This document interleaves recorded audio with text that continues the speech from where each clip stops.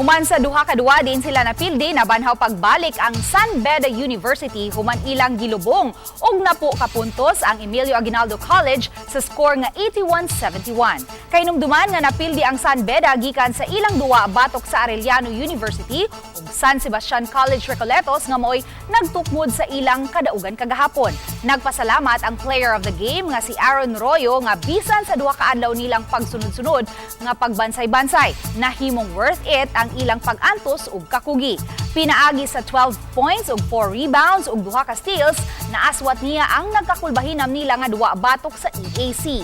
Samtang sa laing hugna sa duwa sa NCAA Season 99, napakyas ang Letran Knights sa pagbuntog sa LPU Pirates human mitapos sa ang ilang score sa 79-85. Sud sa tulo ka quarter, kumpiyansa ang Letran sa ilang pagkontrolar sa duwa. Apan wa damha nga makakugkod sa fourth quarter ang Pirates hinungdan sa ilang kapildihan.